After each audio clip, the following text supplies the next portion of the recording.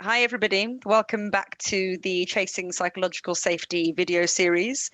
This week, we're going to be talking about teaming, which we've been talking about forever. It's at the core of what we do. It's in our very essence as an organization, but we've also been talking about it over the last couple of weeks. And we really wanted to get into the idea of instant teaming. What do you do when you've got a team that needs to get together quickly and get those behaviors that you need for great teams quickly?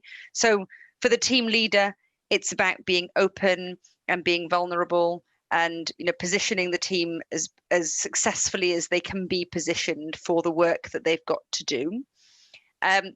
One of the people that we talk about all the time, and rightfully so, given that psychological safety is our thing, is Amy Edmondson. So the piece of work that I wanted to refer to for you at the beginning of this video, she's done, was really interesting around instant teaming. It's called, if you read her books, which we recommend you do, Teaming and the Fearless Organization, Project Framing. And this is the idea that as a leader, you've got a role in setting your team up for success and interdependency as a team on the project or the piece of work or for the long term. And there are three basic elements to it. There are more if you read about it, but three basic elements. The first one is, as a leader, setting yourself up as fallible. So rather than taking the command and control approach, nobody can question me, which can lead to errors when you're working together. So the research that Amy Edmondson did in this particular case was around surgical teams, introducing new surgeries into cardiac surgeries. They found that they were more successful if the leader, first of all, said, I don't know everything. I need the knowledge of the team, and I need you to be able to question me. I need you to understand that I'm fallible and I'm vulnerable and that you can question me. Secondly, they made absolutely abundantly clear what the role was of everybody that was there in the team, but more importantly, why each person had been chosen to be there on the team. And the key phrase was, we need everybody in this room. You are all important, you are all valuable, and you are all necessary for the piece of work that we need to be done. And then finally, setting the project or the piece of work or the team up as a learning environment. So being abundantly clear that this is not only an important piece of work that we're going to do, but it's an opportunity for learning. And those three things were found to really set teams up for greater success. And those three things can be done really fast at the beginning of a project or a piece of work. So that was one of the things we wanted to spark your thinking with a bit of an example. And now I think Dwayne is going to expand on that. Yes, and maybe even bring us back a couple of steps again to just kind of remind you that we're not expecting that a teaming exercise is the job of the team leader only, but as compared to all of the other things that we keep talking about, this one in particular is a lot more of a team leadery job than the rest of it. If you've heard from us before, you know that we are obsessed with the fact that teams are essentially these amazing self-healing structures with the right tool and the right knowledge so they can grow.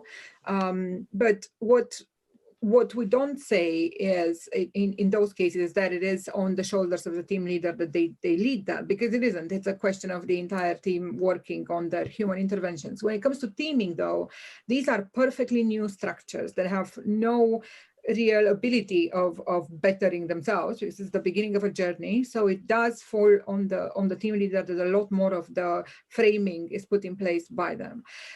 So from that perspective, while teams can do things together quickly, there are teaming exercises, some of which we have described in our play called Instant Teaming in the playbook. And some of you that are using our software are using those. Outside of those exercises that are going to create instant bonding, that are going to create an environment where trust as a team dynamic can grow, outside of those, the leader has to start with some things. And as Fionn has very rightly put, and as Amy has demonstrated, and so many other pieces of research have demonstrated, if the leader is able to kind of model vulnerability very clearly and in an authentic way, not just say, you know, I'm afraid of things as well, but truly bring examples and explain where they are weaker and why they need other people, that's really valuable.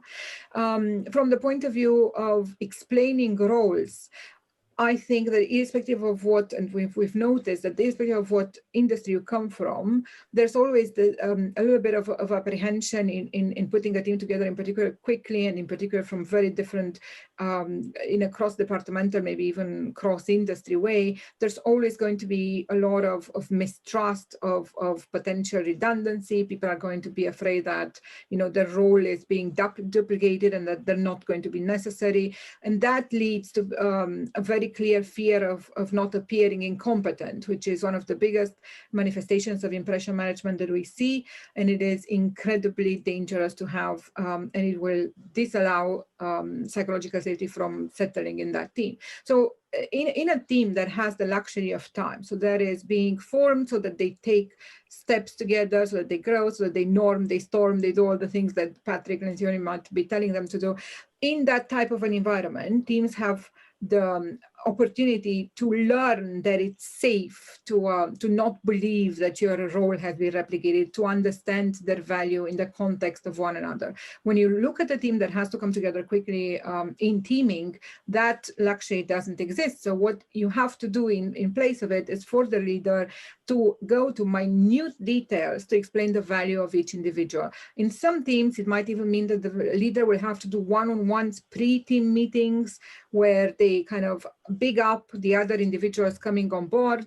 It might be a question of kind of publishing their LinkedIn profiles. It might be a question of essentially the leader has to, in my mind, function as a PR agency for each member of this new team, so that they can kind of come in with an inbuilt amount of respect for one another and an inbuilt amount of belief in the value of one another, because that particular amount of value will then allow people to have less and less of this fear of looking incompetent. They will be a lot more likely to kind of bond and be a stronger psychologically safe team fast enough. So what we would leave you with, I think, is look at the playbook. If you're a client, talk to us. We can give you a couple more tips as well. Obviously, become a client, that'd be useful. But if not, think of ways on your own of once you put a team together, that's a new team that has to come together quickly. Make sure that you very clearly disallow any environment that's competitive or has a sense of scarcity by ensuring that everyone's value is very clear. Thank you for listening to us today, and we'll talk to you next week. Thank you. Bye. Bye.